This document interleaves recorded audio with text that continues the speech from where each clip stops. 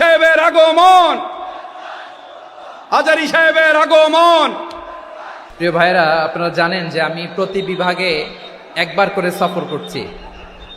তো সেই সুবাদে রংপুর বিভাগের প্রোগ্রামটা আমি লালমনিরহাটে দিয়েছি এবং আমি আশ্বস্ত হয়েছিলাম যে লালমনিরহাটের প্রোগ্রাম খুবই গুছালো হবে, সুষ্ঠু হবে, শান্ত হবে। সেটার নমুনা আলামত আমি দেখতে পাচ্ছি, আলহামদুলিল্লাহ। সবাই খুবই সুশৃঙ্খল, লক্ষ লক্ষ তাওহীদি জনতা, পেছনে অনেকে জায়গা পায় নাই কিন্তু কোনো আওয়াজ নাই, সবাই দাঁড়িয়ে আছে। এলইডি স্ক্রিন আছে, আপনারা স্ক্রিনে দেখতে পাচ্ছেন, আলহামদুলিল্লাহ। আমি সবাইকে দেখতে পাচ্ছি, মাশাআল্লাহ মাশাআল্লাহ। শান্ত হয়ে আপনারা বসুন, অল্প কিছু সময় কথা বলার সুযোগ আমি পাবো। যেহেতু আমি হেলিকপ্টারে করে এসেছি, হেলিকপ্টারগুলোর আবার একটা পলিসি আছে, সানসেটের আগে, সূর্য ডোবার আগে তাদেরকে এয়ারপোর্টে আবার ল্যান্ড করতে হয়। তো এখানে 3:30টার মধ্যে আমাকে উঠে যেতে হবে। আমি যদি বারবার আপনাদেরকে থামাতে থাকি, শান্ত হতে বলি এবং এগুলোতেই যদি আমরা সময় নষ্ট করে ফেলি, তাহলে এই যে বিশাল মহাসমাবেশ, বিশাল আয়োজন, যেখানে 2-4টা আমি বার্তা দিতে চাই, এগুলো ব্যাহত হবে। লালমনিরহাটের ছেলেরা খুব ভদ্র, শান্তশিষ্ট। আসার পর থেকে আমাকে রিসিভ করা থেকে শুরু করে স্টেজে আনা থেকে শুরু করে, এবং আলহামদুলিল্লাহ তরুণ জেনজি শ্রোতাদেরকে আমি দেখতে পাচ্ছি, তারা খুবই কোঅপারেটিভ। সহযোগিতা করার, কোঅপারেট করার, অ্যাসিস্ট করার মানসিকতা আমার ভাইদের আছে, আলহামদুলিল্লাহ আলহামদুলিল্লাহ। আমি চাইবো আমরা একটু নীরব, নিস্তব্ধ পরিবেশ তৈরি করার একটু চেষ্টা করব। প্রচণ্ড রোদ, আপনাদের যেমন কষ্ট হচ্ছে আমারও কষ্ট হচ্ছে। ওনারা বলেছিল স্টেজকে সরাবে, উপরে পর্দা দিবে। আমি বললাম দরকার নাই, যেই পরিস্থিতিতে আছি আমরা বসি, শান্ত হইতে হবে।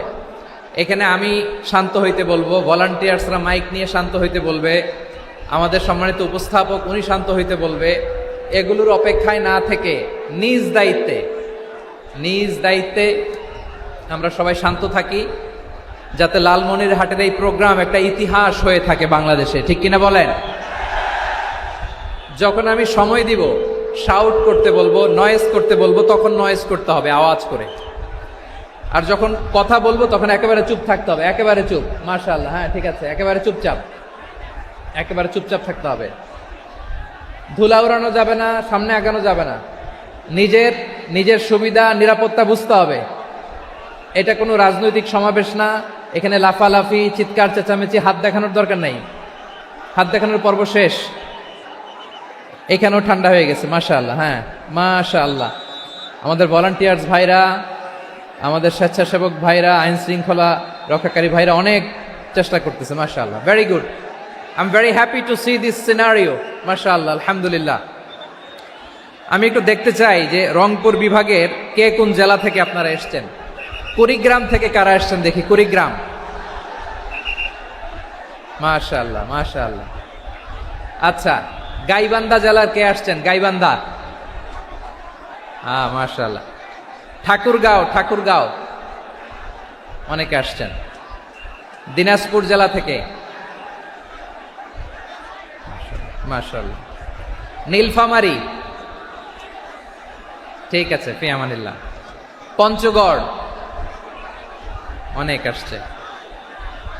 রংপুর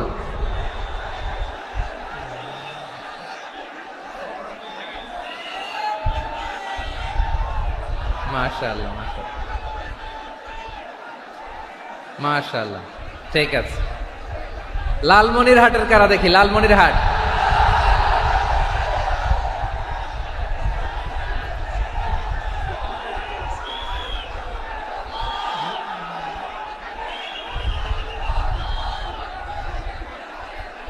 মাশাআল্লাহ মাশাআল্লাহ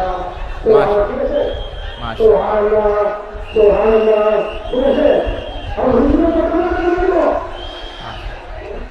ঠিক আছে।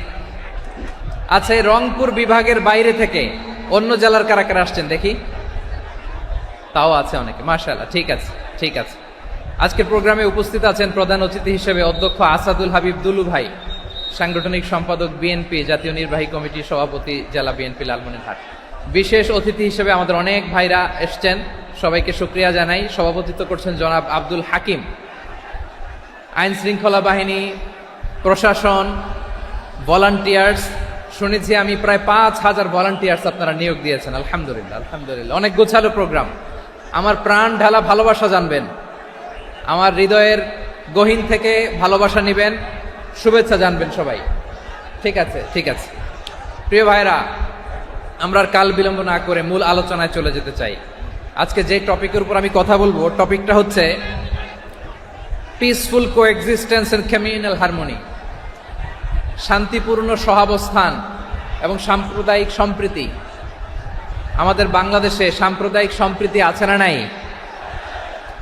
আবহমান কাল থেকে আমরা মুসলিম, হিন্দু, বৌদ্ধ, খ্রিস্টান, পাহাড়ি, নৃগোষ্ঠী মিলেমিশে একাকার, আমরা সবাই মিলে বাংলাদেশ।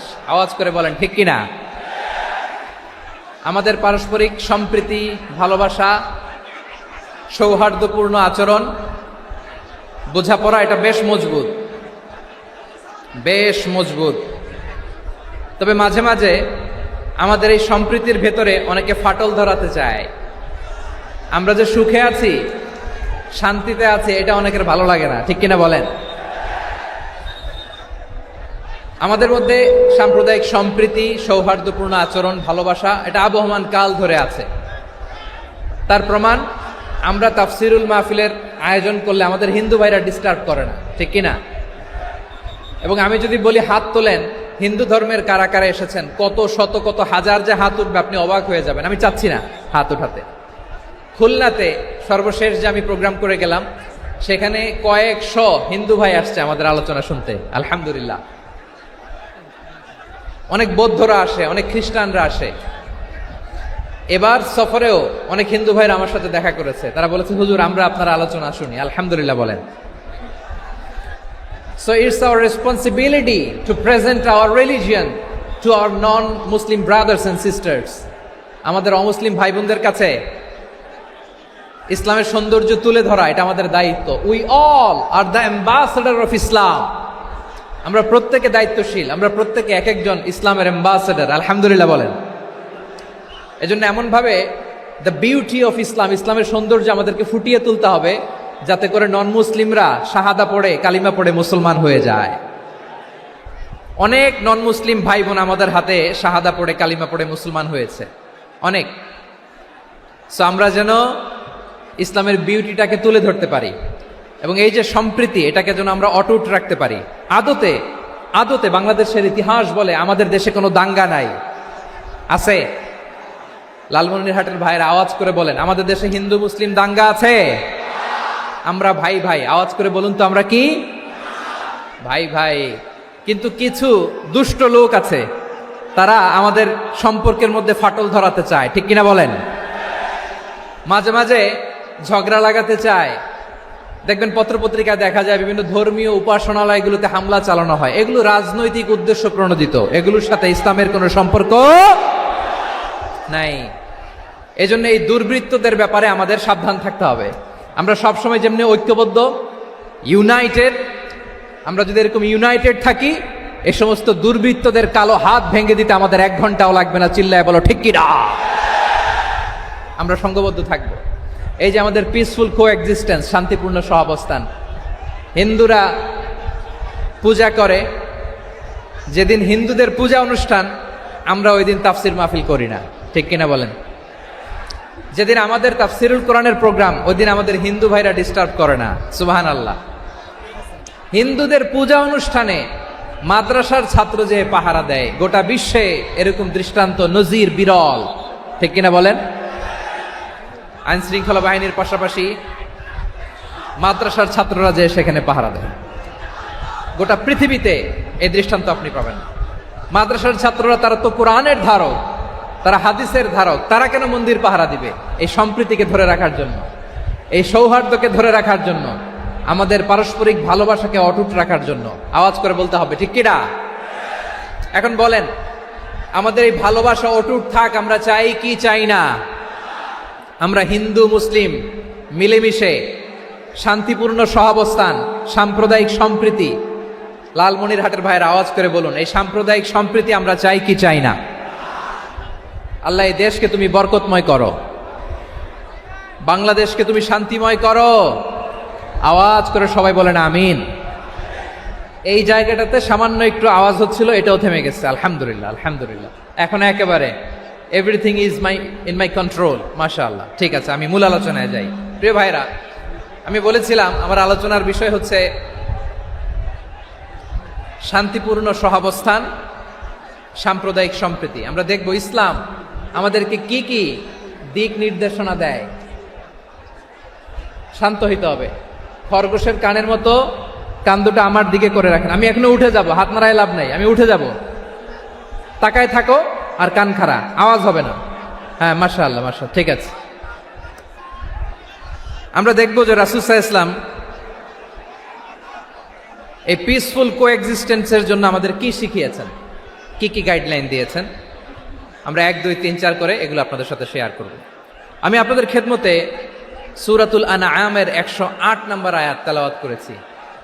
এখানে আল্লাহ রাব্বুল ইজ্জা ওয়াল জালাল তিনি ইরশাদ করছেন, ওয়ালা তাসুব্বুল্লাযীনা يدعون من دون الله فيسبوا الله عدوا بغير علم كذلك زينا لكل أمة عملهم ثم إلى ربهم مرجعهم فينبئهم بما كانوا يعملون رب العالمين বলেন, গোলাম ও আমার ইমানদার বান্দারা শোনো শোনো,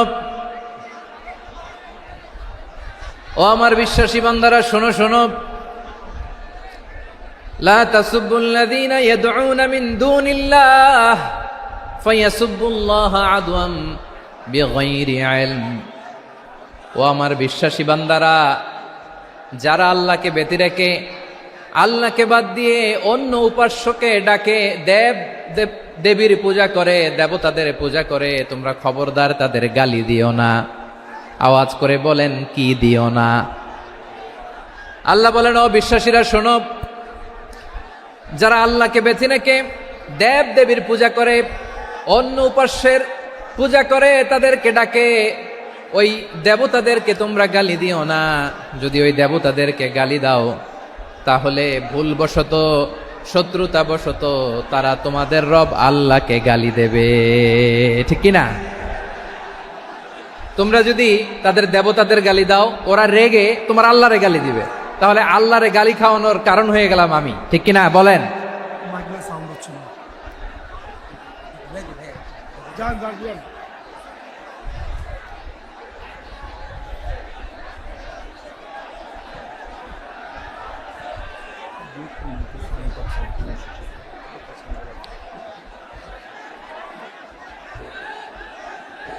সম্মানিত ভাইয়েরা, এত বিশাল প্রোগ্রাম, মাইকের একটা সেটআপ থাকে, তারগুলো অনেক সময় নড়ে যায়, ধাক্কা ধাক্কিতে ডিসপ্লেস হয়, একটু ঝামেলা হবে।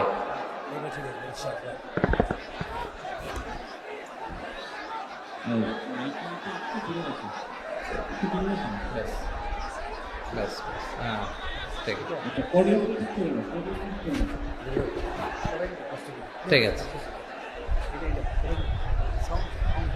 একটু একটু সমস্যা হবে মাঝে মাঝে। আপনারা শান্ত থাকলে, শান্ত থাকতে হবে। এইভাবে সাউন্ড নাই, এই নাই, এই বলতে বলতে আমার সময়ও নাই, উঠে যেতে হবে। এগুলো বোকামি।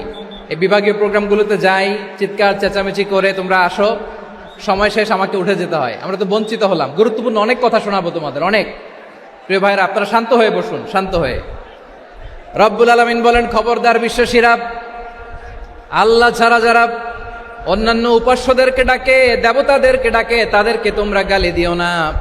ওই সমস্ত দেবতাদেরকে যদি তোমরা গালি দাও, তাহলে তারা আল্লাহকে গালি দিবে, ঠিক কিনা বলেন? আমরা দেবতাদের গালি দিলে ওরা আল্লাহকে গালি দিবে। রব্বুল আলামিন বলেন, খবরদার দেবতাদেরকে গালি দিও না, তাহলে ওরা তোমার রব আল্লাহরে গালি দেবে। প্রতিটি জাতির জন্য তাদের কাজকে আমি আল্লাহ সুশোভিত করে রেখেছি। তারা সবাই একদিন আমার কাছেই ফিরে আসবে। এরপর আমি রব্বুল আলামিন তাদের আমলনামা তাদেরকে জানিয়ে দেব। সুবহানাল্লাহ পড়েন। প্রিয় ভাইয়েরা, আল্লাহ তাআলা বলেছেন খবরদার গালি দিও না। আদেশটা কার? আওয়াজ করে বলেন তো। হিন্দুদের দেবতা দেবদেবীদেরকে গালি দেওয়া যাবে না। আওয়াজ করে বলুন প্রিয় ভাইয়েরা, এই আদেশটা কার? এই আপনাদের গলার আওয়াজ। অন্য ধর্মের দেবতাদেরকে যে গালি দেওয়া যাবে না, এই আদেশটা কার? আরো জোরে বলুন, কার? গালি দিবেন কোন দেবতাকে? দিবেন? যদি দেন তাহলে ওরা আল্লাহরে গালি দিবে। তাহলে আল্লাহরে গালি খাওয়াইলো কে? আপনি। ঠিক কিনা বলেন? আমি আল্লাহকে গালি খাওয়ানোর কারণ হলাম। কারণ আমি যদি গালি না দিতাম, ওরা আমার রবকে গালি দিত না। আওয়াজ করে বলেন ঠিক কিনা? তাহলে প্রিয় ভাইয়েরা, ইসলাম আমাদেরকে শিখায়, সূরাতুল আনআমের 108 নম্বর আয়াত থেকে আমরা বুঝলাম কোন ধর্মকে ছোট করা যাবে না। অন্য ধর্মকে ছোট করা মানে ইসলামকে ছোট করা। অন্য ধর্মের দেবতাকে গালি দেওয়া মানে আল্লাহকে গালি খাওয়ানো। আওয়াজ করে বলেন ঠিক কিনা?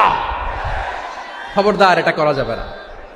আর অন্য ধর্মের দেবতাকে যদি আপনি গালি দেন, ওরা ইসলাম থেকে দূরে সরে যাবে। যাও ইসলামের প্রতি আকৃষ্ট হয়েছিল আর কোনোদিন ইসলামের ধারে কাছে আসবে না। আওয়াজ করে বলেন ঠিক কিনা? এজন্য কখনো কোনোদিন অন্য ধর্মের দেবতাদেরকে গালি দেয়া যাবে না। অন্য ধর্মের কোনো দেবতাদেরকে আমরা গালি দিব না, গালি দিব না। বরং ইসলামের beauty, the beauty of Islam, ইসলামের সৌন্দর্যকে আমরা তুলে ধরব। আমরা যদি বিশ্বনবী সাল্লাল্লাহু আলাইহি ওয়াসাল্লামের জীবনের দিকে তাকাই, তাহলে আমি দেখব বিষ্ণু ইসলাম মক্কাতে কিংবা মদিনাতে অন্য ধর্মের লোকদের সাথে খুব পিসফুলি লাইফ লিড করেছেন। হোক মুশরিক, হোক খ্রিস্টান, হোক ইহুদি, বিশ্বনবী সবার সাথে মিলেমিশে ছিলেন। আলহামদুলিল্লাহ বলেন। ইসলাম হচ্ছে পিসফুল রিলিজিয়ান। অন্য ধর্মের প্রতি সহনশীলতার সবক ইসলাম আমাদেরকে দেয়। কিন্তু প্রতিটি মুসলিমের এটা মনে রাখতে হবে, আল্লাহর কাছে পছন্দনীয় গ্রহণযোগ্য ধর্ম জীবনাদর্শ একটি, সেটা হচ্ছে ইসলাম। আওয়াজ করে বলেন সেটা কি? লালমনিরহাটের ভাইয়েরা আওয়াজ করে বলুন, আল্লাহর কাছে মনোনীত ধর্ম একটি, সেটা কি? এজন্য রব্বুল আলামিন বলেন, ইন্নাদ-দীনা ইনদাল্লাহিল ইসলাম। আল্লাহর কাছে মনোনীত গ্রহণযোগ্য অ্যাকসেপ্টেড ধর্ম মতাদর্শ একটা, সেটা হলো ইসলাম। ইসলাম ছাড়া অন্য কোনো ধর্ম যদি কেউ তালাশ করে, তার ওই ধর্ম আল্লাহ গ্রহণ করবে না। ওমাইয়াবতাগি গায়রাল ইসলামি দীনান ফালাই ইউকবালা মিন ওয়া হুয়া ফিল আখিরাতি মিনাল খাসিরিন।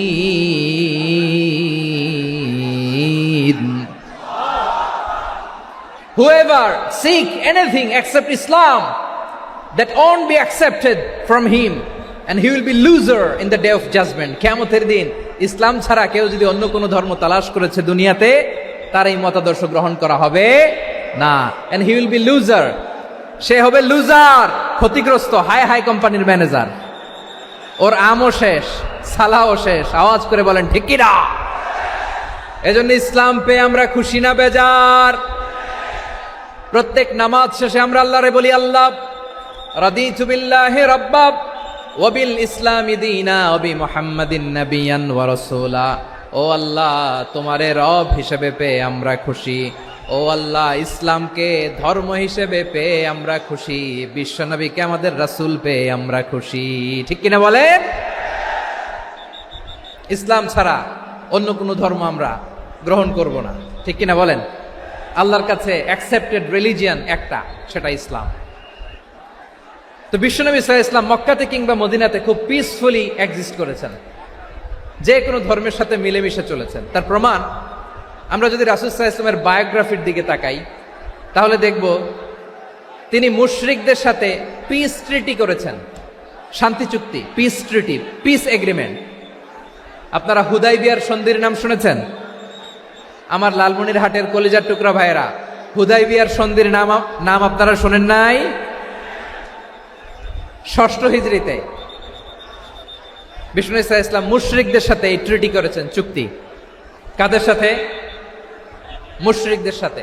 আমরা তো মুসলমান বসতে পারি না।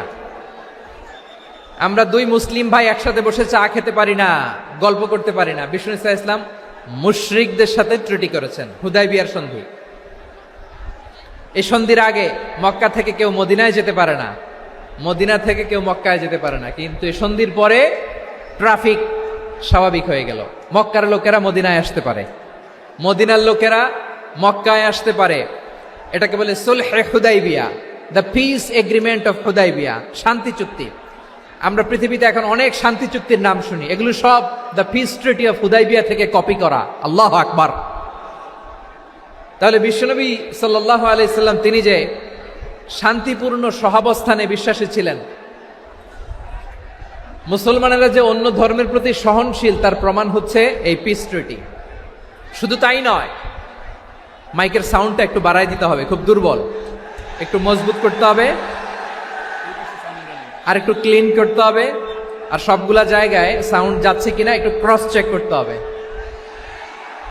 হ্যাঁ, পাবেন পাবেন, দিচ্ছে mic operator, he is trying his level best, দিচ্ছে।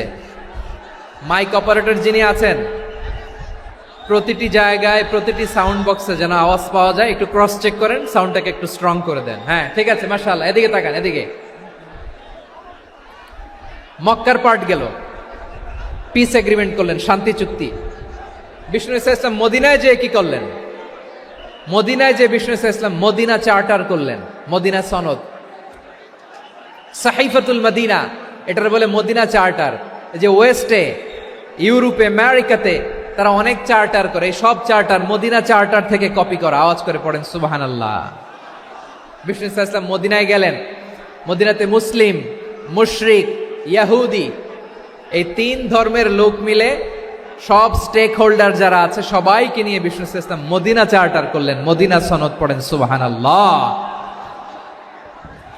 শুধু তাই নয়, মক্কাতে বিশ্বনবী পিস এগ্রিমেন্ট করলেন, শান্তি চুক্তি মুশরিকদের সাথে। মদিনাতে যে বিশ্বনবী মদিনা চার্টার করলেন, মদিনা সনদ করলেন ইহুদিদের সাথে। আবার মদিনাতে বিশ্বনবী ইহুদিদের সাথে পিস ডায়ালগ করলেন, ইন্টারফেথ ডায়ালগ করলেন, আন্তধর্মীয় সংলাপ করলেন, যেই সংলাপের মূল ভিত্তি ছিল তাওহীদ। মূল ভিত্তি ছিল কি? তাওহীদ। বিশ্বনবী ইহুদিদেরকে ডাকলেন, আহ্বান করলেন, কুল ইয়া আহলাল কিতাবি তাআলাউ ইলা কালিমাতিন সাওয়াইন বাইনানা ওয়া বাইনাকুম আল্লা না'বুদা ইল্লাল্লাহ ওয়া লা নুশরিকা বিহি শাইআন ওয়া লা ইয়াত্তাখিযা বা'দুনা বা'দান আরবাবাম মিন দুনিল্লাহ فإن تولوا فقولوا اشهدوا بأننا مسلمون। সুবহানাল্লাহ পড়েন। বিশ্বনবী মদিনার ইহুদিদের ডেকে বললেন, ও ইহুদিরা, শোনো শোনো, আসো এমন একটা আদর্শের প্রশ্নে আমরা একত্রিত হই, যে আদর্শের প্রচার তোমাদের নবীরাও করেছে, আমিও করি, যে আদর্শের কথা তোমাদের পবিত্র ধর্মগ্রন্থগুলোতে আছে, আমার কোরআনেও আছে, সেটা হলো তাওহীদ। আমরা এক আল্লাহ ছাড়া কারো ইবাদত করব না, আল্লাহর সাথে কাউরে শরীক করব না, আল্লাহ ছাড়া কাউরে রব মানব না। পড়েন সুবহানাল্লাহ। তাহলে আমার প্রিয় লালমনিরহাটের ভাইরা, মদিনাতে যে তিনি মদিনা চার্টার করলেন, মদিনা সনদ, পিস ডায়ালগ করলেন, শান্তির সংলাপ, ইন্টারফেথ ডায়ালগ করলেন, আন্তধর্মীয় সংলাপ, যার ভিত্তি ছিল তাওহীদ। সুবহানাল্লাহ পড়েন। তাহলে অন্য ধর্মের প্রতি সব সময় ইসলাম সহনশীল, টলারেন্স। যদি আপনি দেখতে চান ইসলামের নবী বিশ্ব নবীর দিকে তাকান, ঠিক কিনা বলেন? আমরা তো সংখ্যালঘুদের রাইটস প্রোটেক্ট করার জন্য কত আইন বানাই, কত বৈঠক করি, কত সংবাদ সম্মেলন করি। বিষ্ণু সাল্লাল্লাহু আলাইহি ওয়াসাল্লাম সংখ্যালঘুদের রাইটসের ব্যাপারে, অধিকারের ব্যাপারে যে কথা বলেছেন, শুনলে আপনি অবাক হয়ে যাবেন। বিশ্বনবী বলেন, আলা মান যালামা মুআহাদান আও ইনতাকাসাহু আও কাল্লাফাহু ফাওকা তাআতিহি আও কাল্লাফাহু ফাওকা তাকাতিহি আও আখাযা মিনহু শাইআন বিগাইরি তিবি নাফসিন ওয়া আনা হাজিজুহু ইয়াউমাল কিয়ামা। খবরদার, জেনে রাখো, কেউ যদি কোনো সংখ্যালঘুর উপরে অত্যাচার করে, কোনো সংখ্যালঘুর প্রাপ্য থেকে যদি কেউ কাউকে ঠকায়, সংখ্যালঘুর উপর যদি কেউ কষ্ট দেয়, কোনো সংখ্যালঘুর সম্পদ যদি কেউ জোর করে কেড়ে নেয়, আমি কিয়ামতের দিন বিশ্বনবী ওই সংখ্যালঘুর পক্ষে আর ওই মুসলমানদের বিপক্ষে বাদী হয়ে দাঁড়াবো। সুবহানাল্লাহ বলতে পারলেন না? আল্লাহু আকবার। আপনি নামাজি, আপনি মুসল্লি, আপনি হাজী সাহেব, তাহাজ্জুদ পড়তে পড়তে কপালে দাগ ফেলে দিছেন। আপনার প্রতিবেশী হিন্দু, ভাবছেন আমার তো পাওয়ার আছে, ওর জমিটা দখল করি। বিশ্বনবী বলেন কিয়ামতের দিন ওই হিন্দুর পক্ষে তোর বিরুদ্ধে আমি বাদী হয়ে দাঁড়াবো। পৃথিবীর কোন ধর্মে এরকম স্টেটমেন্ট পাবেন? পাবেন? আপনি ভাবছেন আপনি নামাজ পড়লে হাজী সাহেব কপালে দাগ ফেলায় দিলে আপনি সেলসেলায় জান্নাতে চলে যাবেন না? খবরদার। বিশ্বনবী বলেন কোন সংখ্যালঘুর উপর যদি কেউ আক্রমণ করে, তার প্রাপ্য তাকে না দিয়ে যদি তাকে ঠকায়, তার উপর জুলুম করে, তার সম্পদ যদি কেড়ে নেয়, আমি নবী, তুমি মুসলিম হইতে পারো, মুসল্লি হইতে পারো, তার পক্ষে তোমার বিপক্ষে আল্লাহর দরবারে বাদী হয়ে দাঁড়াবো। আচ্ছা লালমনিরহাটের ভাইরা, কথা বুঝতে পারলে আওয়াজ করে উত্তর দেন। বিশ্বনবী যদি কারো বিপক্ষে দাঁড়ায় কিয়ামতের দিন, আই রিপিট, আমি আবারও বলছি, বিশ্বনবী যদি কিয়ামতের দিন কারো বিপক্ষে দাঁড়ায়, ও তো সেলসেলায়া জান্নাতি, তাই না? জান্নাতি না? যে নবীর সুপারিশ ছাড়া জান্নাতের গেটও দেখা যাবে না, ওই নবী যদি বলে তোর বিপক্ষে আমি বাদী হয়ে দাঁড়াবো, ওই জান্নাতে আর ঢোকার কোনো সুযোগ আমাদের থাকবে? এখানেই শেষ না আমার প্রিয় লালমনিরহাটের ভাইয়েরা, এখানেই শেষ নয়। বিশ্বনবী বলেন মান কাতালা মুআহাদান, বুখারীর বর্ণনা, মান কাতালা মুআহাদান লাম ইয়ারাহ রাইহাতাল জান্নাহ। কেউ যদি, কোন মুসলিম যদি অন্যায়ভাবে কোনো সংখ্যালঘুকে হত্যা করে, কোনো হিন্দুকে হত্যা করে, কোনো বৌদ্ধরে হত্যা করে, অন্যায়ভাবে কোনো মুসলিম যদি কোনো সংখ্যালঘুরে হত্যা করে, জান্নাতে যাওয়া তো দূরের কথা, ওই মুসলিম জান্নাতের ঘ্রাণও পাবে না। সেই বুখারীর বর্ণনা, মান কাতালা মুআহাদান লাম ইয়ারাহ রাইহাতাল জান্নাহ ওয়া ইন্না রিহাহা লা ইউজাদু মিন মাসিরাতি 40 আমা। যে জান্নাতের ঘ্রাণ 40 বছর দূরের রাস্তা থেকেই পাওয়া যায়। সুবহানাল্লাহ পড়েন। প্রিয় ভাইরা, এখান থেকে জান্নাতে পৌঁছতে লাগবে 40 বছর। এত দূর, কত বছর? সবাই বলেন কত বছর? এখান থেকে জান্নাতে পৌঁছতে লাগবে 40 বছর। এত দূরে থাকতেই জান্নাতের ঘ্রাণ আপনার নাকে এসে ধাক্কা মারবে। বিশ্বনবী বলেন যে ব্যক্তি কোন সংখ্যালঘুকে হত্যা করে, জান্নাতের ঘ্রাণ তো পাবেই, জান্নাতে তো ঢুকতে পারবেই না, জান্নাতের ঘ্রাণও তার নাকে লাগবে না। পড়েন নাউযুবিল্লাহ। তাহলে সংখ্যালঘুদের ব্যাপারে ইসলামে অধিকার দেয়া আছে না নাই? লালমনিরহাটের ভাইয়ের আওয়াজ করে বলেন আমার সংখ্যালঘু হিন্দু ভাইদের রাইটস, অধিকার আমাদের ইসলামে প্রোটেক্টেড আছে না নাই? এখানেই শেষ না। বিষ্ণু ইসলাম আপনার অমুসলিম প্রতিবেশীর সাথে ভালো আচরণ করতে বলেছে।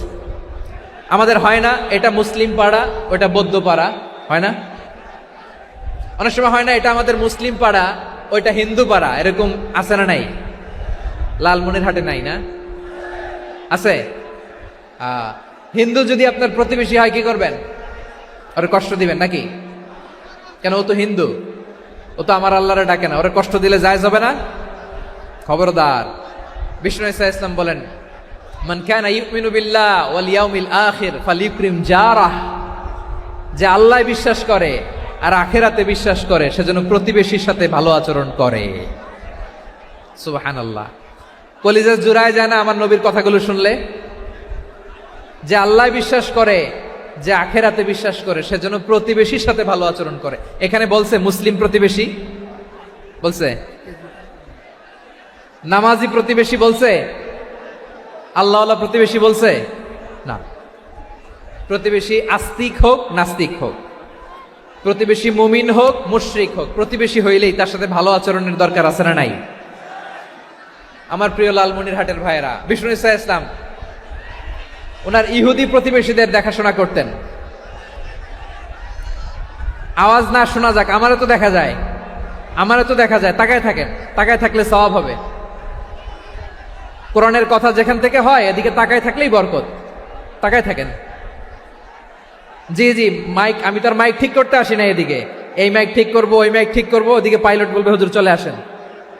জি বসুন, বসুন, মাশাআল্লাহ। হ্যাঁ, খুব শান্ত, ঠিক আছে। পুলিশ ভাইরা না খেয়ে দিনরাত আপনারা যাতে সুশৃঙ্খল একটা প্রোগ্রাম উপহার পান, এটাই চেষ্টা করতেছে, আপনাদেরকে কষ্ট দিতে আসে নাই, একটু একটু সহযোগিতা করেন। জি মাশাআল্লাহ, হ্যাঁ ঠিক আছে। আমার প্রিয় ভাইরা, প্রতিবেশী আস্তিক হোক নাস্তিক হোক, মুসলিম হোক হিন্দু হোক, তার সাথে ভালো আচরণ করতে হবে। বিষ্ণু ইসা ইসলাম ওনার ইহুদি প্রতিবেশীর বাসায় যেতেন। কোন প্রতিবেশী? ইহুদি। আওয়াজ করে বলেন, কোন প্রতিবেশী? ইহুদি। এক ইহুদি কিশোর বিষ্ণু ইসা ইসলামের খেদমত করতে, ইহুদি ছেলে আমার নবীর খেদমত করতো, তারা ছিল নবীর প্রতিবেশী। তো অনেক দিন হয় ইহুদি ছেলেটা আসে না। বিষ্ণুনবী খোঁজ দিলেন, ঘটনা কি? একটা ইহুদি ছেলে না আমার খেদমতে আসতো, ছেলেটা কই? খোঁজ নিয়ে জানলেন ছেলেটা অসুস্থ। বিষ্ণু ইসা ইসলাম ওই ইহুদির বাড়িতে চলে গেলেন ওই ছেলেটাকে দেখা করার জন্য, ভিজিট করার জন্য। সুবহানাল্লাহ পড়বেন না? গেলেন, যে দেখে ইহুদি ছেলেটা মুমূর্ষ, যান যান যায় যায় ভাব, বিছানায় পড়ে আছে, তার বাবা দাঁড়ানো। বিশ্বনবী তার মাথার পাশে বসলেন, মাথায় হাত বুলিয়ে দিলেন, আর ছেলেটাকে বললেন, আসলিম, হে ইহুদি ছেলে, আসলিম, ইসলাম ধর্ম গ্রহণ করো। তো ছোট্ট ছেলে ভাবে আমরা ইহুদি, এখন ইসলাম ধর্ম গ্রহণ করলে আব্বা যদি বকা দেয়, ফানাযারা ইলা ওয়াজহি আবি, ছেলেটা তার বাবার চেহারার দিকে তাকালো, দেখি আব্বা কি কয়। আব্বা যদি বলে তাইলে ইসলাম ধর্ম গ্রহণ করবো। ইহুদি ছেলেটা তার বাবার দিকে যখন তাকালো, ওর বাবা বলে, আতি আবুল কাসিম, আবুল কাসিম যা বলে তাই করো। আবুল কাসিম হচ্ছে বিষ্ণু ইসা ইসলামের একটা কুনিয়াত, উপনাম। আমার রাসূলের বড় ছেলের নাম ছিল কাসেম। যেমন দেখবেন আমাদের এলাকায় কারো ছেলের বড় ছেলের নাম যদি হয় আব্দুল্লাহ, এরা আব্দুল্লাহর বাপ বলে ডাকে। কারো বড় মেয়ের নাম যদি হয় ফাতেমা, এরা কি ডাকে? ফাতেমার বাপ বলে না? তো বিষ্ণু ইসা ইসলামের বড় ছেলের নাম ছিল কাসেম। ইহুদি বাবা বলল, আতি আবুল কাসেম, আবুল কাসেম যা বলে তাই শোনো, মানে মোহাম্মদ যা বলে তাই শোনো। এই কথা শুনে ছেলে সাহস পাইছে, ছেলে আবার পড়তে আরম্ভ করলো, আশহাদু আল্লাহ ইলাহা ইল্লাল্লাহ ও আশহাদু আন্না মুহাম্মাদার রাসূলুল্লাহ, পড়েন আল্লাহু আকবার। বিশ্বনবীর আহ্বান শুনে, ওই আহ্বানে সাড়া দিয়ে ইহুদি ছেলে শাহাদা পড়ে মুসলমান হয়ে গেল। তার হৃদয়টারে ইমানের নূর দিয়ে আলোকিত করে দিল কে? প্রিয় ভাইরা, এবার রাসূল সাল্লাল্লাহু আলাইহি ওয়াসাল্লাম বের হয়ে আসলেন ঘর থেকে, আর বললেন, আলহামদুলিল্লাহিল্লাযী আনকাযাহু মিনান নার, প্রশংসা সে আল্লাহর, যে আল্লাহ জাহান্নামে চলে যাচ্ছিল প্রায় এমন একটা লোককে মুহূর্তের মধ্যে কালেমায়ে শাহাদাতের বদৌলতে জান্নাতি বানায় দিলেন। আওয়াজ করে পড়েন সুবহানাল্লাহ। এই হাদিস থেকে আমরা কি শিখলাম? What is the moral of the story? এক নম্বর স্টোরি হলো, প্রতিবেশী ইহুদি হোক হিন্দু হোক, যাবেন, সুসম্পর্ক রাখবেন, উপহার দিবেন, বিপদে পাশে দাঁড়াবেন, তাইলেই তো আপনাদের প্রতি, মুসলমানদের প্রতি তারা আকৃষ্ট হবে, ঠিক কিনা বলেন? আপনি যদি হিন্দুদের সাথে বৌদ্ধদের সাথে নাই মিশেন, নাস্তিকের কাছে নাই যান, তো ইসলামের সৌন্দর্যটা ওরা বুঝবে কেমনে? আমার অনেক হিন্দু পরিচিত ভাই আছে, ওরা আমাদের ইফতারির প্রোগ্রামে এসে একসাথে ইফতারি করে। অনেক মদখোর আমার সাথে বসে একসাথে ডিনার করে, হাফ প্যান্ট পরা, গলায় স্বর্ণের চেইন, হাতে স্বর্ণের ব্রেসলেট, আইসা আমার সাথে ডিনার করছে, আছে এরকম। গাঁজাখোর, আমি বলে আসো, welcome welcome to my dinner, আসো বসো, বসলেই তো আমি ওর ডিএনএ, চিন্তার ডিএনএ চেঞ্জ করে দেওয়ার সুযোগ পাবো। চিল্লায় বলো ঠিক কি না? আসতে হবে আমার কাছে। Hour door is open, the door of Islam is open 24/7। সব সময় আমাদের ইসলামের দরজা আমার অমুসলিম ভাইদের জন্য খোলা আছে না নাই? এই হাদিস থেকে দুইটা শিক্ষা। এক নম্বর শিক্ষা, প্রতিবেশী মুসলিম হোক অমুসলিম হোক, যান, অসুস্থ হইলে একটু আপেল নিয়ে যান, আঙ্গুর নিয়ে যান, কমলা নিয়ে যান, তাদের সাথে ভালো আচরণ করেন। ইসলামের বিউটি দেখে, সৌন্দর্য দেখে অবাক হবে, নসিব ভালো হলে কোনোদিন কালিমা পড়ে মুসলমান হয়ে যাবে, ঠিক কিনা বলেন? তাহলে অমুসলিমের সাথে ভালো সম্পর্ক। বিশ্বনবী ইহুদির বাড়িতে গেলেন, ইহুদির বাড়ি, আর আমার মুসলমান ভাই আমার কাফের বলে, এরকম আছে না নাই? মুসলিম মুসলিমরা দেখতে পারে না, সহ্য করতে পারে। বিশ্বনবী সাল্লাল্লাহু আলাইহি ওয়াসাল্লাম ইহুদির বাড়িতে গেলেন, এটা একটা শিক্ষা। আরেকটা শিক্ষা হলো, ভাইরা ধাক্কা মেরে এসে সামনে এসে কি লাভ? প্রোগ্রাম তো শেষ হচ্ছে, এখনই শেষ হচ্ছে। তো এই যে আমাদের বকশি ভাই ওয়াদা নিল, হাত তোলালো, মিম বলে এত কথা বলল, তো আমি জেলায় জেলায় যে খালি হাত নাড়াই তোমাদের জন্য নাকি? হ্যাঁ, হাত নাড়াই শুধু। এই ধাক্কাইতে ধাক্কাইতে এদিকে এসে হাত নাড়াইতেছে, হয়েছে তো, দেখলাম তো, ঠিক আছে, মাশাআল্লাহ, অনেক সুশৃঙ্খল, অন্যান্য যে কোনো জেলার চেয়ে অনেক সুশৃঙ্খল। আমার দিকে তাকাও, আমার দিকে তাকাও। ঠিক আছে, এই যে দাঁড়িয়ে আছে, একটা ছেলে নড়ে না, দেখছেন? মাশাআল্লাহ, মাশাআল্লাহ, মাশাআল্লাহ। হ্যাঁ, এইভাবেই। আর কয়েকটা মজাদার কথা আছে, শোনো। এই হাদিস থেকে আমাদের শিক্ষা হলো, আমার প্রতিবেশী যেই ধর্মের হোক, আমি সম্পর্ক রাখবো। অসুস্থ হলে যাব, কি বলেন ভাইরা? যাবেন না? যাবেন না আপনারা? আচ্ছা, 2 নম্বর শিক্ষা হলো, বিষ্ণু ইসা ইসলামের খাদেম ছিল ইহুদি। এতদিন খেদমত করলো, একদিনও বিশ্বনবী ওরা কালিমার দাওয়াত দেয় নাই। কারণ কি? বিশ্বনবী একটা ভালো সময়ের অপেক্ষা করতেছিলেন, প্রপার টাইমিং। দাঈর কাজ হচ্ছে দাঈ ইলাল্লাহ, সে হচ্ছে সুযোগ সন্ধানী। দাঈ সুযোগ খোঁজে, কখন দাওয়া দিলে ব্যাটে বলে হবে, ঝোপ বুঝে কোপ মারে, ঠিক কিনা বলেন? বিষ্ণু ইসলাম ভালো সময়ের অপেক্ষা করতেছিলেন, দেখি ভালো সময় আসুক আসুক আসুক আসুক। আস্তে আস্তে এমন সময় আসছে, ছেলে এবার মুমূর্ষ। অসুস্থ ব্যক্তির হৃদয় অত্যন্ত নরম থাকে। হসপিটালে যখন কেউ যায়, তার হৃদয়টা বড্ড নরম থাকে, মৃত্যুর ভয়ে তার অন্তরটা নরম থাকে, ঠিক কিনা বলেন? এই প্রপার টাইমিং এর অপেক্ষা করতেছিলেন। যখনই টাইমিং পেয়েছেন, দাওয়াত দিলেন, পড়ো লা ইলাহা ইল্লাল্লাহ, সুবহানাল্লাহ পড়েন সবাই। তাহলে ইসলাম অমুসলিম প্রতিবেশীর সাথে ভালো আচরণ করতে বলে। ইসলাম অমুসলিম মাতা পিতার সাথেও ভালো আচরণ করতে বলে। মাতা পিতা যদি অমুসলিম হয়, তারা ফেলে দিতে পারবেন? পারবেন? আমার লালমনিরহাটের ভাইয়েরা, অনেক হিন্দু ছেলে আমাদের হাতে শাহাদা পড়ে মুসলিম হয়, কিন্তু ওর মা মুসলমান হয় নাই, বাবাও হয় নাই। এরকম আছে না নাই? তো ও হয়েছে মুসলিম, মা বাপ হিন্দু, এখন মা বাপ কি বাদ? হ্যাঁ, মা বাপ বাদ দেয়া যাবে? যেই মা আপনার 9 মাস 8 মাস পেটে ধারণ করলো, আপনার মায়ের নার ছেঁড়া ধন, আপনি ওই মারে বাদ দিতে পারবেন? যেই মায়ের বুকের তাজা দুধ খেয়ে আপনি আজকে বাড়ন্ত তাজা তরতাজা, ওই মারে বাদ দেয়া যাবে? মায়ের এক ধারে দুধের দাম, কাটিয়া গায়ের চাম, পাপুষ বানাইলেও ঋণের শোধ হবে না। এমন দরদি ভাবে কেউ হবে না আমার মাহাগো। মায়ের এক ধারে দুধের দাম, কাটিয়া গায়ের চাম, পাপুষ বানাইলেও ঋণের শোধ হবে না। এমন দরদি ভাবে কেউ হবে না আমার মাহাগো, ঠিক কিনা? মাকে তো বাদ দেয়া যায় না। وَقَضَى رَبُّكَ أَلَّا تَعْبُدُوا إِلَّا إِيَّاهُ وَبِالْوَالِدَيْنِ إِحْسَانًا। আল্লাহ বলে, অবধারিত 2টা ভার্ডিক্ট তোমাদের জন্য, এক আল্লাহর ইবাদত করবা আর মা বাবার প্রতি ইহসান করবা। আদেশটা কার? মা বাবার প্রতি ইহসান করতে হবে। আমার মা হিন্দু হোক, ভালো আচরণ করতে হবে, বৌদ্ধ হোক, ভালো আচরণ করতে হবে। আমার যে সমস্ত হিন্দু ভাইয়েরা মুসলিম হয়েছে, তোমাদের মা বাবা এখনো মুসলমান হয় নাই, তাদের সাথে ভালো আচরণ করতে হবে। আপনাদের খেদমত নিজে করতে হবে, অথবা খেদমতের ব্যবস্থা করাই দিতে হবে। মান্থলি যে খরচ লাগে এটা দিতে হবে। আরে তুমি এখন মুসলিম, তোমার মা বাবা হিন্দু, এখনই তো সুযোগ ইসলামের সৌন্দর্য দেখানো। এখন মা বাবা যদি দেখে, আরে এটা হিন্দু থাকতে তো বদমাইশ ছিল, বেয়াদব ছিল, কি এমন ধর্ম সে গ্রহণ করলো যেটা গ্রহণের সাথে সাথে সে পাল্টে গেল? কি এমন ধর্ম সে গ্রহণ করেছে যেটা তার জীবনকে আলোকিত করে দিয়েছে? নসিব ভালো হইলে তারাও কালিমা পড়ে মুসলমান হয়ে যাবে। বিষ্ণু ইসা ইসলামের স্ত্রীর নাম ছিল আয়েশা রাদিয়াল্লাহু তাআলা আনহা, আবু বকর রাদিয়াল্লাহু তাআলা আনহুর মেয়ে। আবু বকর রাদিয়াল্লাহু তাআলা আনহুর আরেক মেয়ের নাম হচ্ছে আসমা। কি নাম?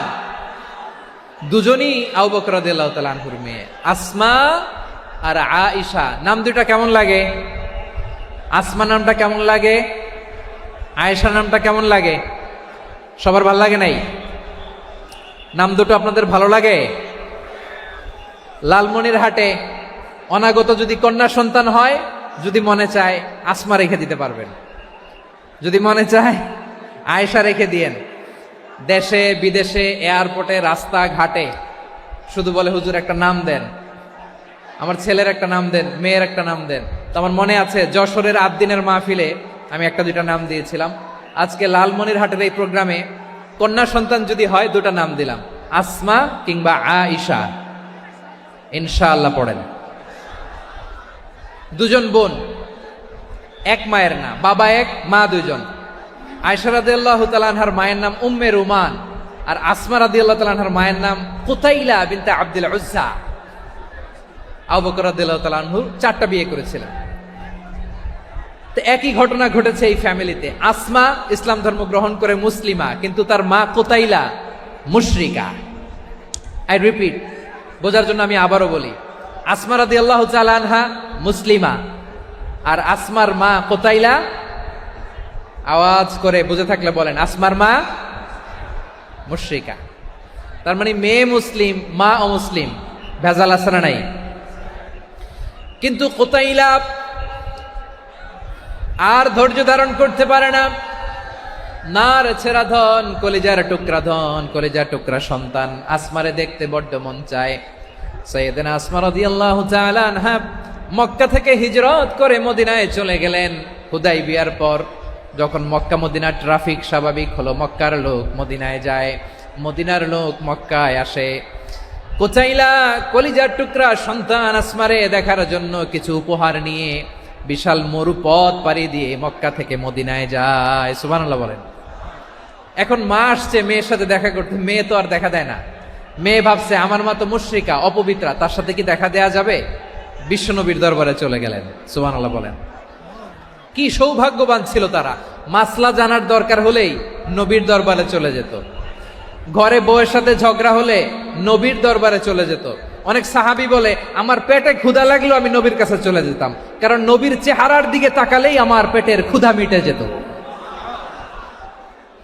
সাইয়েদনা আসমা রাদিয়াল্লাহু তাআলা আনহা বিশ্বনবীর কাছে চলে গেলেন, যে বললেন, ইয়া রাসূলুল্লাহ, ইয়া হাবিবাল্লাহ, ইন্না উম্মি কাদিমাতুন ইলাইয়া ওয়া হিয়া রাগিবা। আমার মা মক্কা থেকে অনেক দূর মরুর পথ পাড়ি দিয়ে উপহার সামগ্রী নিয়ে মদিনায় আমার সাথে দেখা করতে এসেছে গো নবী। আমার জানতে বড্ড ইচ্ছে হয় আমি আমার মুশরিকা মায়ের সাথে একটু দেখা করতে পারবো কিনা। আফা আসিলুহা, আগে যেমনি আমি আমার মায়ের সাথে ভালো আচরণ করতাম, যেমনি আমি আমার মায়ের সাথে সদাচরণ করতাম গো নবী, এখন আমি মুসলিমা, মা মুশরিকা, এখনো কি আগের মতো সদাচরণ করতে পারবো নাকি? বিশ্বনবী বললেন, নাম সিলিহা, হ্যাঁ রে আসমা, অবশ্যই অবশ্যই, আগে ঠিক যেমন তুমি তোমার মায়ের সাথে ভালো আচরণ করতে, এখনো তেমনি আগের মতো ভালো আচরণ করবা। আওয়াজ করে পড়েন সুবহানাল্লাহ। কি ইসলাম আমরা পেয়েছি! কত ব্রড মাইন্ডেড আমাদের ইসলাম, কত ওপেন মাইন্ডেড ইসলাম, কত ওপেন আপ করতে পারে, চিন্তা করতে পারেন। বিষ্ণু বললেন, হ্যাঁ অবশ্যই, নাম সুলিহা, আগে যেমনি ভালো আচরণ করছো আসমা, এখন ওইরকমই করো, পারলে আরো বাড়ায় করো। সুবহানাল্লাহ বলেন। তাহলে আমার যে হিন্দু ভাইয়েরা, হিন্দু বোনেরা, ইমানের বদৌলতে দৌলতে আপনি ধন্য হয়েছেন, আপনার আম্মা আব্বা এখনো মুসলমান হয় নাই, তাদের জন্য দোয়া করেন, তাদের জন্য দোয়া করেন, আল্লাহ যেন তাদেরকেও ইমানের দৌলত দান করে। আমরা সবাই পড়ি আমিন, আরো জোরে পড়েন আমিন। এখন বলেন, ইসলাম কি ন্যারো মাইন্ডেড রিলিজিয়ান না ব্রড মাইন্ডেড? লালমনিরহাটের যুবক ভাইরা আওয়াজ করো, ইসলাম কি ন্যারো মাইন্ডেড না ব্রড মাইন্ডেড? কতটা ব্রড মাইন্ডেড দেখেন। বিশ্বনবী সাল্লাল্লাহু আলাইহি সাল্লাম অমুসলিমরা যদি নবীকে উপহার দিত, ওই উপহারও বিশ্বনবী গ্রহণ করতেন। সুবহানাল্লাহ পড়েন। আপনার অমুসলিম বন্ধু যদি উপহার দেয়, সেটাও আপনি নিতে পারবেন, যেটা নেওয়া জায়েজ। কিন্তু আপনার বন্ধু যদি আপনার মদের বোতল দেয়, নিতে পারবেন? হ্যাঁ, মদের বোতল দিলে পারবেন না। আপনার বন্ধু যদি আপনার পর্ক দেয়, পর্ক, শুকরের গোশত মিশ্রিত কোনো খাবার, ওটা নিতে পারবেন না। হালাল যে কোনো জিনিস নিতে পারবেন। বিশ্বনবী সাল্লাল্লাহু আলাইহি ওয়াসাল্লাম অমুসলিমদের দেয়া হাদিয়া গ্রহণ করতেন। কেমন নবী ছিলেন! আমার নবীরে চিনে নেন, আমার নবীর অ্যাটিটিউড জেনে নেন। বিশ্বনবী সাল্লাল্লাহু আলাইহি ওয়াসাল্লাম যখন কোনো জনপদে যেতেন, 3টা অপশন নিয়ে যেতেন। প্রিয় ভাইয়েরা, আওয়াজ করে বলতে হবে, কোন জনপদে গেলে আমার নবীর অপশন থাকতো কয়টা? আমার মতো 3 আঙ্গুল উঁচু করে দেখান আর বলুন, আমার নবী কোন জনপদে গেলে কয়টা অপশন নিয়ে যেতেন? 1 নাম্বার অপশন, আসলিম তাসলাম। নতুন এলাকায় গেলে বলতেন, আসলিম তাসলাম, ইসলাম ধর্ম গ্রহণ করো, শান্তিতে থাকবা, আমার ভাই হয়ে যাবা, আমরা ভাই ভাই। ইসলাম মানো, আমরা ভাই ভাই। অপশন নাম্বার কত? 1। যদি বলে না ইসলাম মানবো না, ওকে, অপশন নাম্বার 2, মুসলিম হওয়ার দরকার নাই, লা ইকরাহা ফিদ্দিন, ইসলামে কোনো বাড়াবাড়ি নাই। খ্রিস্টান আছো থাকো, বৌদ্ধ আছো থাকো, ইহুদি থাকতে চাও থাকো, কিন্তু আমরা যেহেতু রিজিওনাল সুপার পাওয়ার, আমাদের আন্ডারে থাকো, ট্যাক্স দিয়া থাকো, এটার বলে জিজিয়া। আলেম যারা আছেন বুঝবেন, এটার আরবিতে কি বলে? জিজিয়া। You pay us the tax, we will give you the security. তোমরা ট্যাক্স দিবা, আমরা সিকিউরিটি দিব, আমাদের আওতায় থাকবা, কেউ তোমাদেরকে আক্রমণ করতে পারবে না, আমরা নিরাপত্তা দিব। সুবহানাল্লাহ বলেন। এটা অপশন নাম্বার কত? আচ্ছা, বুঝে থাকলে বলেন 1 নাম্বার অপশন কি ছিল? ইসলাম। ইসলাম মানো, শান্তিতে থাকবা, ভাই ভাই, আমরা ভাই ভাই। অপশন নাম্বার 2, ট্যাক্স দাও, আমরা নিরাপত্তা দিব, মুসলিম হওয়া লাগবে না। এখন 1 নাম্বারও মানে না, 2 নাম্বারও মানে না, মুসলিম হব না, ভালো, খ্রিস্টান থাকো, ট্যাক্স দাও, আমরা সিকিউরিটি দিব না, এটাও মানি না। বিষ্ণু বলেন তাহলে তলোয়ার আমাদের আর তোমাদের মাঝে ফায়সালা করবে। মুসলিমও হব না, ট্যাক্স দিবা, নিরাপত্তা দিব, আমরা সুপার পাওয়ার, আমাদের আন্ডারে থাকবে, এটাও না। তাহলে তোমাদেরকে তো আমরা বিশ্বাস করতে পারি না, কখন না কখন বিশ্বাসঘাতকতা করো, কার সাথে মিলে হাত মিলাও, তলোয়ার আমাদের মাঝে ফায়সালা করবে। তখন তিনি জেহাদের সশস্ত্র সংগ্রামের ঘোষণা দিতেন। সুবহানাল্লাহ পড়েন। দেখেন, পশ্চিমারা জেহাদকে এইভাবে চিত্রায়িত করে না। ওরা জেহাদ বলতে বুঝায় তলোয়ার, হাত কাটো, গলা কাটো, না। জেহাদ সশস্ত্র সংগ্রাম 3 নম্বরে। অধিকাংশ ক্ষেত্রেই বিশ্বনবীর সুন্দর আচরণ দেখে, আরে আমার নবীর যে নুরানি চেহারা, অনেকে তো কেবল সিরেফ চেহারাটা দেখেই কালিমা পড়ে মুসলমান হয়ে গিয়েছে। যারা মুসলিম হয় নাই তারা তাদের ইসলামেই বলবৎ ছিল, ট্যাক্স দিয়ে ইসলামের আন্ডারে ছিল। যারা এটাও মানে নাই, ওইটাও মানে নাই, তাদের বিরুদ্ধে জেহাদ। বিষ্ণু ইসলাম 7ম হিজরিতে যখন খায়বার বিজয়ের পরে ইসলাম রিজিওনাল সুপার পাওয়ার হিসেবে আত্মপ্রকাশ করলো, বিশ্বনবী চিঠি লিখলেন অন্যান্য সুপার পাওয়ারের কাছে, রাষ্ট্রীয় চিঠি লেখে এক রাষ্ট্রপ্রধান আরেক রাষ্ট্রপ্রধানের কাছে। ঠিক কিনা বলেন? জানেন না আপনারা? এই যে 24-এর ছাত্র নাগরিক অভ্যুত্থানে, এই অভ্যুত্থান যখন শুরু হয়, আমি তখন সাউথ আফ্রিকাতে, একটা স্ট্যাটাস দিয়েছিলাম, কোটা নয় গোটা দেশ সংস্কার করা লাগবে। শুধু বাংলাদেশ নয়, সারা বিশ্বের বাংলা ভাষাভাষী লোকেরা এই আন্দোলনের সাথে সমর্থন তারা করেছে, এটাকে সাপোর্ট করেছে, তারা সমর্থন দিয়েছে। আমাদের ইউনাইটেড আরব আমিরাতের বাংলাদেশি ভাইয়েরা, তারা সেখানে রাস্তায় নেমে এসেছিল, জানেন? ওইখানে ডেমনস্ট্রেশন করা যায় না, সেখানকার সরকার তাদেরকে যাবজ্জীবন দিয়েছিল। তখন আমাদের এই যে প্রধান উপদেষ্টা ডক্টর মোহাম্মদ ইউনূস সরাসরি G2G বলে, এটারে G2G, government to government, G2G, উনি চিঠি লিখলেন যে তাদেরকে, ইউর হাইনেস, হে সম্মানিত আমির, আপনি আমার এই চিঠির কারণে আমার সম্মানে এই 53 জন বাংলাদেশিকে মাফ করে দেন। এই চিঠির বদৌলতে বেকসুর খালাস পেয়ে গিয়েছিল আমাদের ভাইরা। জানেন না এই ঘটনা আপনারা? তাহলে গভর্নমেন্ট টু গভর্নমেন্ট চিঠি দেওয়া হয়। 7ম হিজরিতে বিষ্ণু ইসলাম সব সুপার পাওয়ারের কাছে চিঠি দিলেন, রোমান সম্রাটের কাছে, পারস্য অধিপতির কাছে, মিশরের অধিপতির কাছে, সবার কাছে চিঠি লিখলেন। চিঠির ভাষা ছিল এরকম, মিন মুহাম্মাদিন রাসূলিল্লাহ ইলা মুকাওকিস আযীমিল কিবত, মুহাম্মদ রাসূলুল্লাহর পক্ষ থেকে মিশরের বাদশার কাছে, আসলিম তাসলাম, ইসলাম মানো, শান্তিতে থাকবা, সালামুন আলা মান ইত্তাবা আল হুদা, শান্তি তার জন্য যে হেদায়েতের অনুসরণ করে। সুবহানাল্লাহ পড়েন। তো এই চিঠি অনেকে ভালোভাবে রিসিভ করেছে, অনেকে এই চিঠি পাওয়ার পরে নবীর কাছে আবার ইন রিটার্ন উপহার পাঠিয়েছে। কি পাঠিয়েছে? উপহার। মিশরের বাদশাহ মুকাওকিস, তিনি বিশ্বনবীকে বিশাল এক উপহারের ডালি পাঠিয়েছেন। মিশরের বাদশাহ মুকাওকিস ছিলেন ধর্মে খ্রিস্টান। লালমনিরহাটের ভাইয়েরা আওয়াজ করে বলেন, মিশরের বাদশাহ ধর্মে কি ছিল? খ্রিস্টান। কি উপহার দিয়েছিল আমার নবীকে? শুনতে মনে চায়? আওয়াজ নাই লালমনিরহাটের গলায়, শুনতে মনে চায়? 1000 স্বর্ণমুদ্রা, 1000 স্বর্ণমুদ্রা। 2টা খ্রিস্টান দাসী, একজনের নাম মারিয়া বিনতে শামউন আল কিবতিয়া, আরেকজনের নাম সিরিন বিনতে শামউন আল কিবতিয়া। একজন খ্রিস্টান দাস 20 থান কাপড় জামা বানানোর জন্য। আমরা নবী যেন সেলাই করে জামা বানাতে পারে এজন্য 20 থান কাপড়, 20 থান ফাইন গার্মেন্ট, সুবহানাল্লাহ পড়বেন না? এরপরে একটা গাধা যেটার নাম ছিল উফাইর, আর একটা খচ্চর এটার নাম ছিল দুলদুল। খচ্চর চিনেন? গাধা আর ঘোড়ার ক্রসিং এ যে প্রাণীটা দুনিয়াতে আসে ওটার খচ্চর বলে। তো এই যে সুপার পাওয়ার, খ্রিস্টান বাদশার কাছে নবী চিঠি লিখলেন, ওই খ্রিস্টান বাদশাহ আমার নবীকে উপহার দিল, বিশ্বনবী এই উপহারগুলো সানন্দে গ্রহণ করেছে। সুবহানাল্লাহ পড়বেন না? তাহলে অমুসলিম কেউ যদি আপনাকে উপহার দেয়, হালাল উপহার হলে আপনি গ্রহণ করতে পারবেন।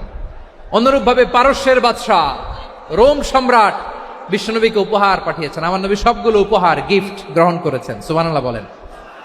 তাহলে প্রিয় লালমনিরহাট, আওয়াজ করে বলুন, ইসলাম কি ন্যারো মাইন্ডেড রিলিজিয়ন না ব্রড মাইন্ডেড?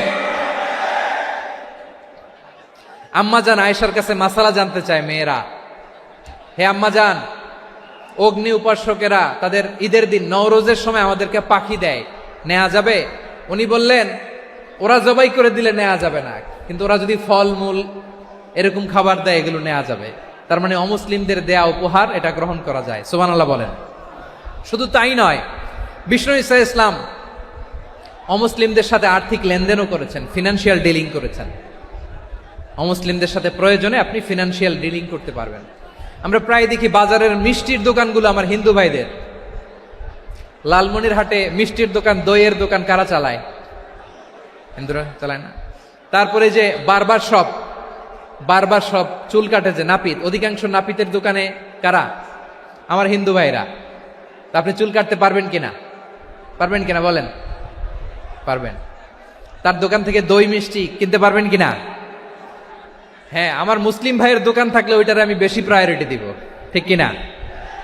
কিন্তু যদি তাদের সার্ভিস নিতে চান, প্রোডাক্ট নিতে চান, পারবেন। তার দলিল সহিহ বুখারী, আম্মা জান আয়েশা রাদিয়াল্লাহু তাআলা আনহা বলেন, ইশতারা রাসূলুল্লাহ সাল্লাল্লাহু আলাইহি ওয়াসাল্লাম মিন ইয়াহুদিয়িন তুআমান ওয়া রাহানাহু দিরআহু মিন হাদিদ।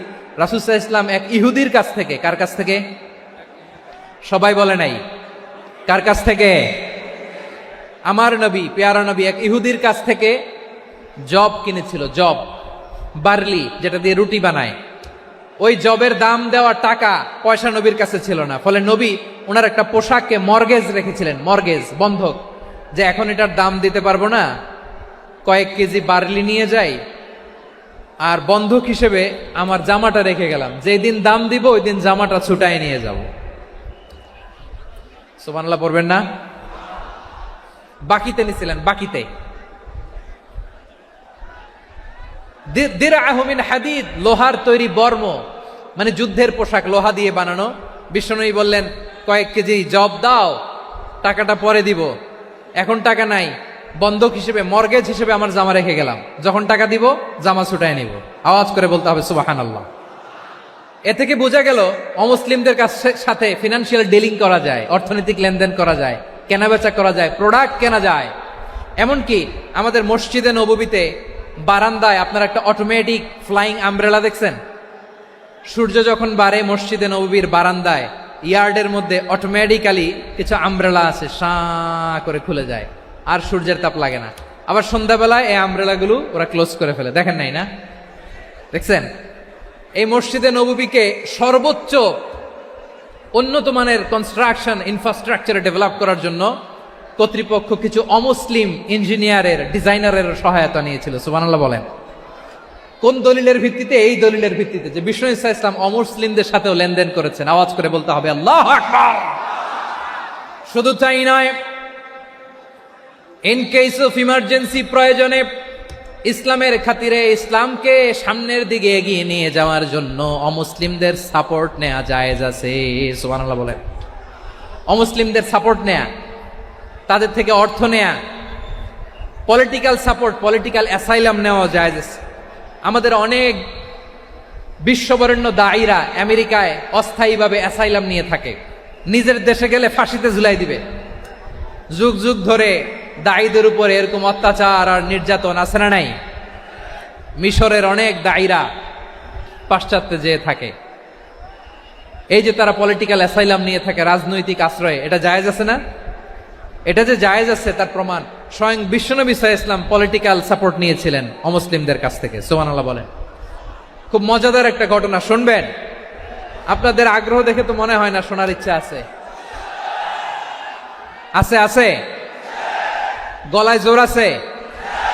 লিল্লাহে তাকবীর, লিল্লাহে তাকবীর, নারে তাকবীর। মাশাআল্লাহ।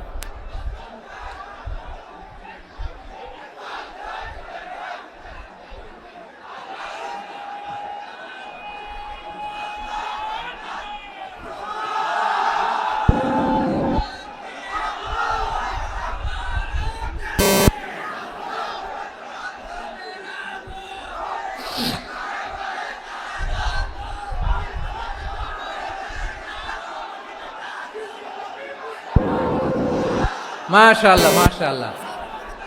থামুন থামুন আমার ভাইরা, বিশ্বনবীর বয়স তখন প্রায় 51 বছর। কত বছর? বিশ্বনবীর সবচেয়ে কাছের মানুষ খাদিজা রাদিয়াল্লাহু তাআলা আনহা ইন্তেকাল করেছেন। বিশ্বনবী বড্ড কষ্ট পেলেন, হৃদয়টা ভেঙে খান খান।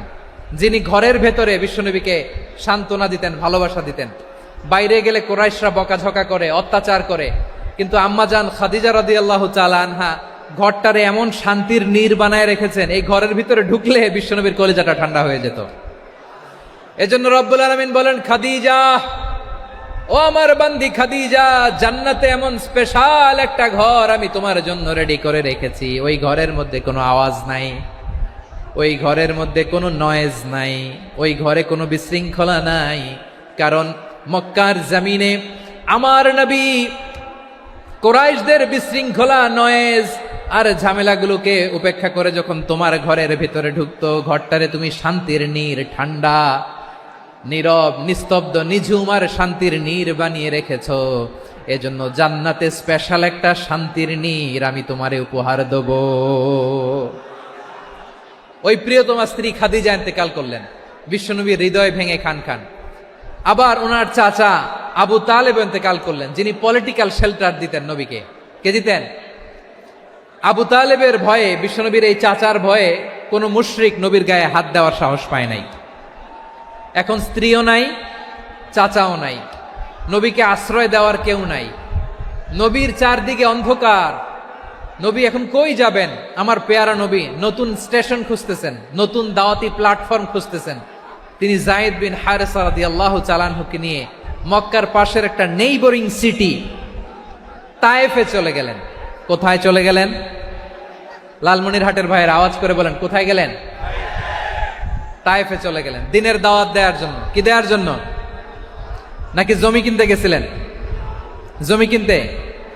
দুনিয়ার যশ খ্যাতির জন্য? নিজের কোনো লাভের জন্য? তায়েফবাসীদেরকে জাহান্নামের আগুন থেকে বাঁচানোর জন্য। আওয়াজ করে বলতে হবে, ঠিক কিনা? বিশ্বনবী বিশাল মরুপথ, পাহাড়ি পথ পাড়ি দিয়ে তায়েফের মরুজমিনে গেলেন কোরআনের দাওয়াত নিয়ে, ইমানের দাওয়াত নিয়ে। কিন্তু তায়েফের লোকেরা বিশ্বনবীর দাওয়াতকে শুধু প্রত্যাখ্যান করেই থামে নাই, তারা বিশ্বনবীর সাথে অত্যন্ত খারাপ আচরণ করেছে। বিশ্বনবীকে শারীরিকভাবে হেনস্থা করেছে, আমার নবীকে শারীরিকভাবে অত্যাচার করেছে, আমার পেয়ারা নবীর গায়ে পাথর মেরেছে, বিশ্বনবীর গা বেয়ে ঝরঝর করে রক্ত ঝরেছে, নবী জামিনের মধ্যে লুটিয়ে পড়েছেন, আবার মেরেছে, আবার নবী হাঁটতে শুরু করলেন, পেছন থেকে আবার মেরেছে, আবার নবী রক্তাক্ত হয়ে জামিনের মধ্যে লুটিয়ে পড়লেন, আবার মেরেছে। বিশ্বনবীর মতো এত সুশ্রী মানব, বিশ্বনবীর মতো এত শুভ্র মানব, বিশ্বনবীর মতো এমন চমৎকার দেহাবয়ব দিয়ে রব্বুল আলামিন কাউকে বানান নাই। এরকম চমৎকার মানুষটাকে তারা তায়েফের ওই জমিনে রক্তাক্ত করেছে। বিশ্বনবী দুনিয়ার কোনো স্বার্থের জন্য সেখানে যান নাই, নিজের কোনো লাভের জন্য, প্রাপ্তির জন্য যান নাই, তায়েফবাসীদের জাহান্নামের আগুন থেকে বাঁচাতে গিয়েছেন। ঠিক কিনা বলেন? খেয়ে না খেয়ে দিন প্রচারের কাজে নিজেকে দিয়েছ বিলিয়ে, তায়েফের কাফিরেরা চিনল না সে আলো, দুষ্ট ছেলেদের পিছু দিল লেলিয়ে। পাথরের আঘাতে ক্ষত বিক্ষত হয়ে সারা শরীর থেকে রক্ত ঝরে। হে রাসূল তোমাকে ভুলি আমি কেমন করে, হে রাসূল তোমাকে ভুলি আমি কেমন করে। পারেন না আপনারা?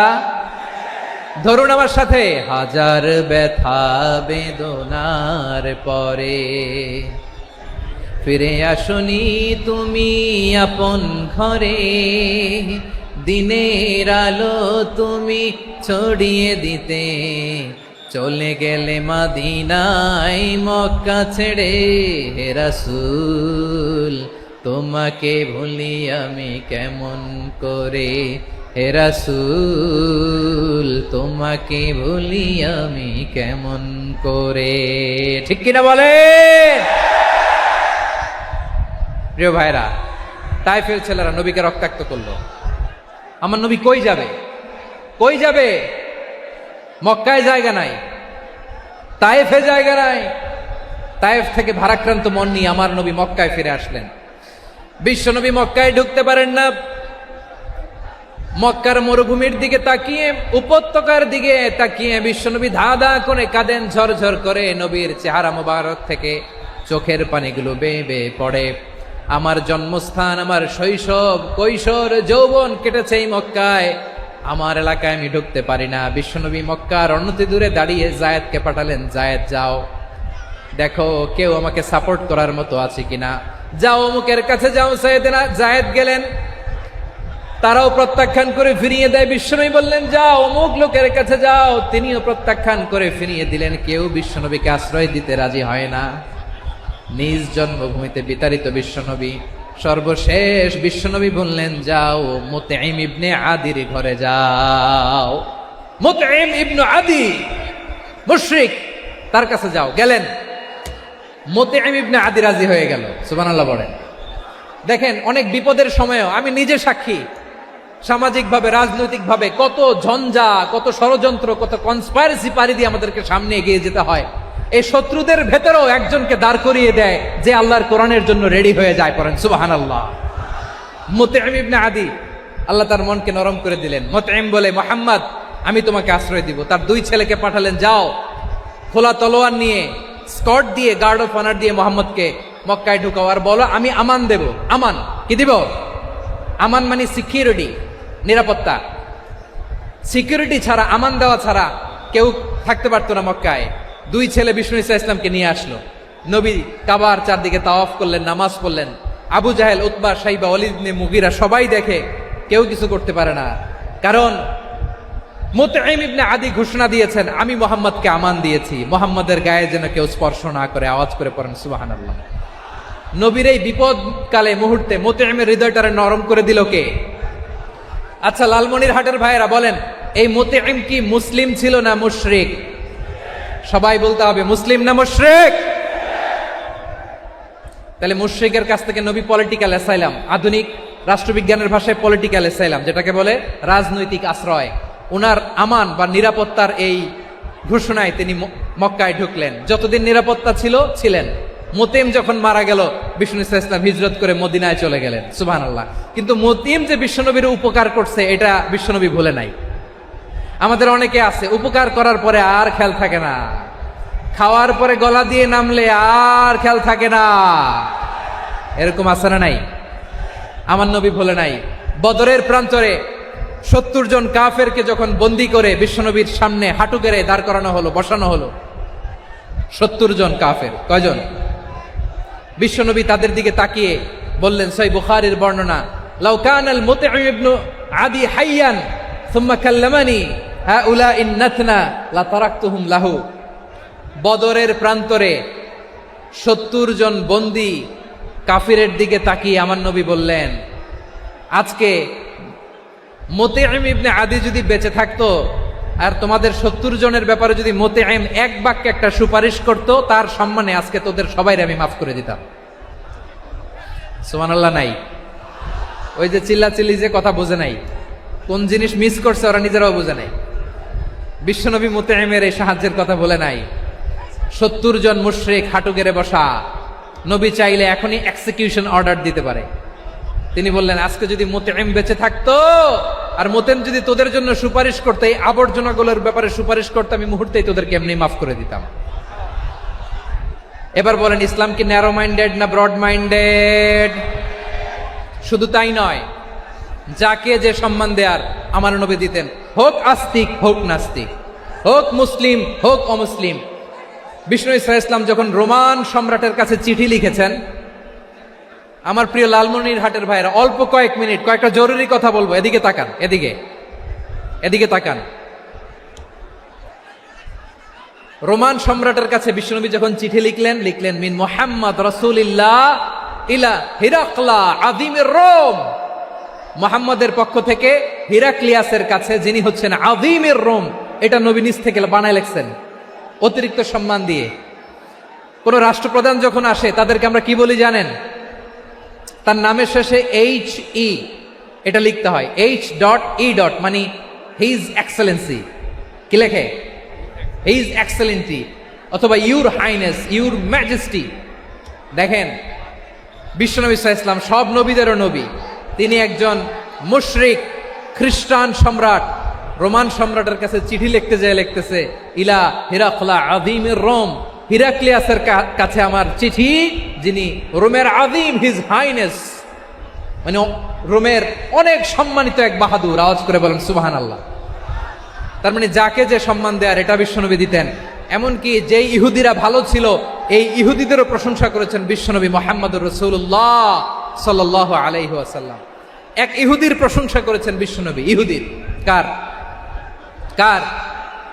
আমি তো আমার ভাইয়ের প্রশংসা করি না, আমি তো এক আলেম আরেক আলেমরে স্পেস দেই না, আমি তো এক দায়ী আরেক দায়ীর সাথে বসতে চাই না। আমার নবী ইহুদির প্রশংসা করে। কার প্রশংসা?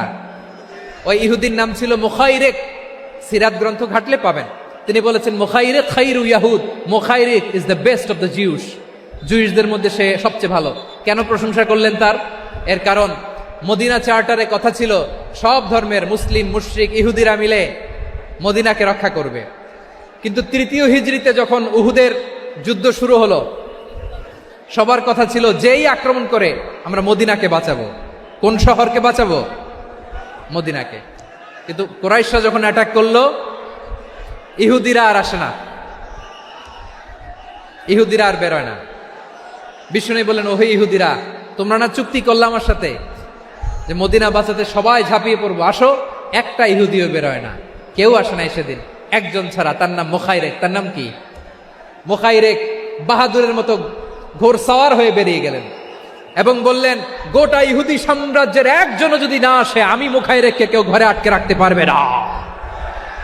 বেরিয়ে আসলেন, এসে বললেন, আমি মুহাম্মদের পক্ষে যুদ্ধ করব। আমি মারা গেলে আমার সম্পদ আমার উত্তরাধিকারীরা পাবে না, আমার সম্পদ তোমরা মুহাম্মদকে দিয়ে দিবা। সুবহানাল্লাহ বলেন। উহুদের ময়দানে 70 জন মুসলমান শহীদ হলো। এই ইহুদি, সেও মুসলমানের পক্ষে যুদ্ধ করে নিহত হলো। সুবহানাল্লাহ বলেন। মুসলিমদের লাশ যখন নিয়ে আসা হলো, এই মুখাইরিকের লাশও নিয়ে আসা হলো।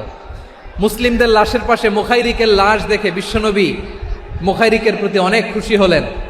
আর বিশ্বনবী খুশি হয়ে বললেন, মুখাইরিক খায়রু ইয়াহুদ, মুখাইরিক যদিও তুমি ইহুদি, তারপরেও তুমি সব ইহুদিদের মধ্যে সেরা ইহুদি। পড়েন সুবহানাল্লাহ। আমার নবী ইহুদিকেও সম্মান দিতে কার্পণ্য করে নাই। আওয়াজ করে বলেন আল্লাহু আকবার। প্রিয় ভাইরা, এবার সর্বশেষ আওয়াজ করে বলেন, ইসলাম কি ন্যারো মাইন্ডেড নাকি ব্রড মাইন্ডেড? সবাই বলেন, ন্যারো মাইন্ডেড না ব্রড মাইন্ডেড? এজন্য অমুসলিম হইলেই তারা আমাদের শত্রু নয়। শত্রু কারা? এই লালমনিরহাটের ভাইয়েরা শোনেন, শত্রু কারা? যে সমস্ত অমুসলিম আমাদেরকে নিশ্চিহ্ন করে দিতে চায়, যে সমস্ত অমুসলিম আমাদের ভূখণ্ড থেকে আমাদেরকে তাড়িয়ে দিতে চায়, যে সমস্ত অমুসলিম আমার ধর্ম নিয়ে তুচ্ছতাচ্ছিল্য করে চিল্লায় বলেন ঠিক কিনা, তারা আমাদের শত্রু। সাধারণ অমুসলিমরা আমার শত্রু নয়। এই যে হিন্দুরা থাকে, এরা আমার ভাই, বৌদ্ধরা আমার ভাই, খ্রিস্টানরা আমার ভাই, ইহুদিরা আমার ভাই। তারা দিনই ভাই নয়, তারা মায়ের পেটের ভাই নয়, তারা মানবিক দিক থেকে ভাই। ও মানুষ, আমিও মানুষ, ইসলাম মানুষকে সম্মান করে, চিল্লায় বলো ঠিক কিনা? যারা আমাদের অস্তিত্বকে নিশ্চিহ্ন করতে চায়, যারা আমাদের ভূখণ্ডকে দখল করতে চায়, যারা আমাদেরকে নিয়ে মকারি করে, ফান করে, টিটকারি করে, আমার ধর্ম নিয়ে খেলা করে, তাচ্ছিল্য করে, ওদের বিরুদ্ধে আমাদের জিহাদ। সাধারণ মুসলিম আমাদের শত্রু নয়। আপনি জানেন নিউ ইয়র্কে, আমি তো নিউ ইয়র্কে ছিলাম অনেকদিন, ওখানে ফিলিস্তিনিদের পক্ষে যখন আমরা মিছিল করেছি, অনেক ইহুদি আমাদের সাথে মিছিলে দাঁড়িয়েছে। কারণ ওরাও জানে এই ভূখণ্ড ফিলিস্তিনিদের ভূখণ্ড। আওয়াজ করে বলো লালমনিরহাট ঠিক কিনা? ইসরায়েলের রাজধানী খোদ তেল আবিবে অনেক ইহুদিরা বেঞ্জামিন নেতানিয়াহু তার বিরুদ্ধে মিছিল করেছে। তো তারা কি আমাদের শত্রু? না। অনেক খ্রিস্টান আমাদের সাথে, আমাদের স্বার্থ রক্ষায় আমাদের পাশে দাঁড়িয়েছে। খেয়াল রাখবেন, হিন্দু আর হিন্দুত্ববাদ এক নয়, ইহুদি ধর্ম আর জায়নিজম এক নয়। জায়নিজমের বিরুদ্ধে আমাদের সংগ্রাম, আমাদের জেহাদ, চিল্লায় বলেন ঠিক কিনা?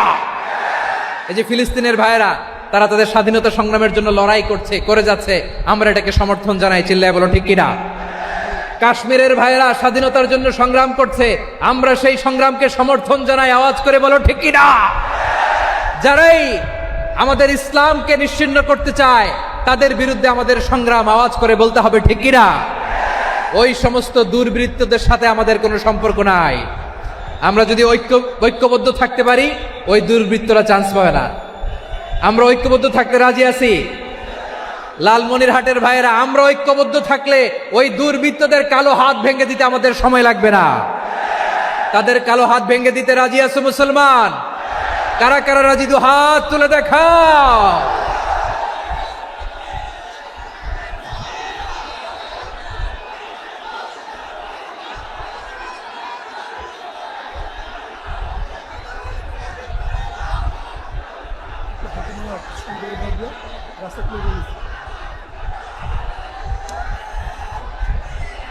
আমার প্রাণ প্রিয় লালমনিরহাটের ভাইয়েরা, শত্রু কাফের আর অশত্রু কাফেরের মধ্যে পার্থক্য আছে না নাই? আবু তালেবও মুশরিক, আবু জাহেলও মুশরিক, কিন্তু দুই মুশরিকে পার্থক্য আছে না নাই?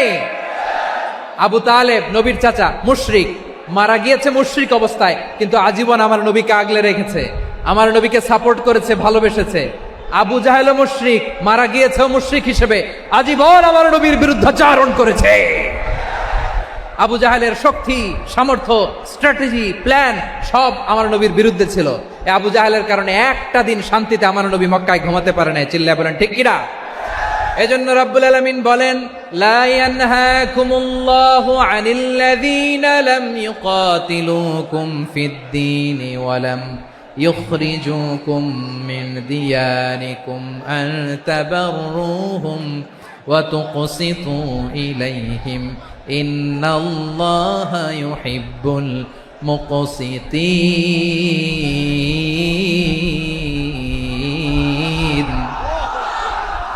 আল্লাহ বলে, গোলামেরা শোনো শোনো, যে সমস্ত অমুসলিম তোমাদের সাথে ধর্মযুদ্ধে লিপ্ত হয় না, তোমাদের বিরুদ্ধে যে সমস্ত অমুসলিম অস্ত্র ধরে না, যে সমস্ত অমুসলিম তোমাদেরকে তোমাদের জন্মস্থান থেকে, ভূখণ্ড থেকে তাড়িয়ে দেয় না, তাদের সাথে ভালো আচরণ করতে আমি আল্লাহ নিষেধ করি নাই। তাদের সাথে সদাচরণে কোনো নিষেধাজ্ঞা নাই, বরং তাদের সাথে সদাচরণ করো, এটাই আমি আল্লাহ চাই। তাহলে আমার যে অমুসলিমরা আমাদের সাথে শত্রুতা করে না, তুচ্ছতাচ্ছিল্য করে না, আমাদের ভূমি থেকে আমাদেরকে উচ্ছেদ করতে চায় না, আমাদের বিরুদ্ধে অস্ত্র ধরে না, ওই অমুসলিম ভাইদের সাথে আমাদের কোনো দ্বন্দ্ব আছে? কোনো বিরোধ আছে? বরং আছে ভালোবাসা। বরং আছে কি? এই ভালোবাসা দিয়ে আমরা বিশ্ব জয় করব। রাজি আছো মুসলমান? আমাদের পুঁজি ভালোবাসা। আমাদের পুঁজি কি? এবার আওয়াজ করে বলেন, আমার এই পুরো আলোচনা থেকে the religious coexistence, peaceful coexistence, শান্তিপূর্ণ সহাবস্থান, কমিউনাল হারমোনি, এই সাম্প্রদায়িক সম্প্রীতি, এই আলোচনা থেকে কি বুঝলেন? ইসলাম কি ন্যারো মাইন্ডেড না ব্রড মাইন্ডেড? এই ব্রড মাইন্ডেড হৃদয় নিয়ে, ভালোবাসা দিয়ে আমরা বিশ্ব জয় করতে চাই। রাজি আছেন? আল্লাহ কবুল করুক, আমরা সবাই পড়ি আমিন। লালমনিরহাটের জেলা স্টেডিয়ামে আমার প্রিয় মায়েরা, বোনেরা, আপনাদের জন্য একটা হাদিস বলে শেষ করব। বিশ্বনবী বলেন, আমার মায়েরা খেয়াল করে শুনুন, বিশ্বনবী আপনাদের উদ্দেশ্য করে বলেন, আল মারআতু ইদা সাল্লাত খামসাহা ওয়া সামাত শাহরাহা হাফিজাত ফুরুজাহা আতাআত বা'লাহা ফালতাদখুল মিন আইয়ি আবওয়াবিল জান্নাতি শাআত। বিশ্বনবী বলেন, ও রমণীরা, ও নারীরা, যে সমস্ত নারী এই 4টা কাজ করবে, এই 4টা কাজের গ্যারান্টি দিবে, তাদেরকে জান্নাতের 8টা দরজার গ্যারান্টি দেয়া হবে। কি 4টা কাজ? 1 নম্বর, আল মারআতু ইযা সাল্লাত খামসাহা, যে নারী 5 ওয়াক্ত নামাজ পড়ে। কি করে? জেলা স্টেডিয়ামে অবস্থানরত আমার নারীরা, বোনেরা, বিশ্বনবী আপনাদেরকে 4টা কাজের কথা বলেছেন, খুব বেশি না। 4টা করলে 8 জান্নাতের দরজা সব খোলা। কোনটা দিয়ে যাবেন? যেটা দিয়ে মনে চায়। 1 নাম্বার 5 ওয়াক্ত নামাজ। আমার বোনেরা জোহরের নামাজ পড়তে পড়তে এটা আসরে নিয়ে যায়, আসর পড়তে পড়তে এটা মাগরিবে নিয়ে যায়। এরকম আসরা নাই? লালমনিরহাটে হয়তো নাই। আমার বোনেরা এটা করবেন না। ইন্নাস সালাতা কানাত আলাল মুমিনিনা কিতাবাম মাওকুতা, সময় মতো পড়বেন। সামাত শাহরা, রমাদানের রোজাগুলো রাখবেন। হাফিজাত ফুরুজাহা, যে নারী তার চরিত্রকে হেফাজত করে, তার প্রাইভেট হেফাজত করে, তার লজ্জাস্থান হেফাজত করে। ও মায়েরা, আপনার এই গর্ভ যে কত দামি আপনি জানেন না। আপনার এই গর্ভ থেকে জন্মাবে আগামীর সালাহুদ্দিন আল আইয়ুবী। আপনার গর্ভ থেকেই জন্মাবে ইমাম আল মাহদি আল মুনতাদার। আপনার পেট থেকে জন্মাবে আবু সাইদের মতো বীর সৈনিক। আপনার পেট থেকে জন্মাবে মুগ্ধের মতো বীর মুজাহিদ। আপনি জানেন না কে আসবে আপনার পেট থেকে। সময়টাকে কাজে লাগান, ইসলামকে বুঝেন, মানেন, আমাদের ইসলামিক লেকচারগুলো শোনেন। আমরা যে বার্তাগুলো, ইনস্ট্রাকশনগুলো, দিক নির্দেশনাগুলো আপনাদের খেদমতে রাখি, এগুলো মেনে চলুন। আপনিই পারেন আপনার ঘরটাকে জান্নাতের টুকরা বানাতে। একটা family, it's a very big institution and you are the MD, the managing director of this institution. চিল্লায় বলেন ঠিক কিনা? চাইলেই পারেন ঘরটারে জান্নাতের টুকরা বানাতে।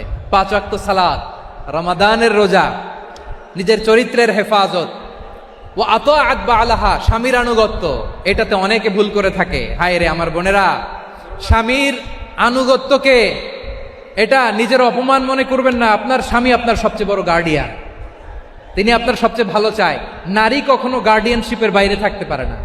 হয় আপনি বাবার গার্ডিয়ানশিপের ভেতরে, বাপ না থাকলে ভাই আপনার গার্ডিয়ান, ভাই না থাকলে চাচা গার্ডিয়ান, বিয়ের পরে আপনার স্বামী আপনার গার্ডিয়ান। শরিয়া সম্মত স্বামীর আদেশগুলো আপনি মেনে চলবেন, কিন্তু শরিয়া বিরুদ্ধ কোনো আদেশ মানতে আপনি বাধ্য নয়। আওয়াজ করে বলুন সবাই ঠিক কিনা? এই 4টা কাজ যদি কোনো নারী করে, বিশ্বনবী বলেন জান্নাতের 8টা দরজা খোলা। তোমার যেটা দিয়ে মনে চায় সেটা দিয়ে জান্নাতে তুমি এন্ট্রি নিতে পারবা। আমরা এখানে লালমনিরহাটের সোহরাওয়ার্দী ময়দানে আজকে যেমন একত্রিত হতে পারলাম, আল্লাহর জান্নাতেও যেন একত্রিত হতে পারে। আল্লাহ তুমি তৌফিক দান করো। আল্লাহ আমার এই কলিজার টুকরা যুবক ভাইদেরকে তুমি ওমরে ফারুকের মতো কবুল করো। জেলা স্টেডিয়ামে অবস্থানরত আমার মা বোনদেরকে তুমি ফাতেমার মতো, খাদিজার মতো কবুল করো।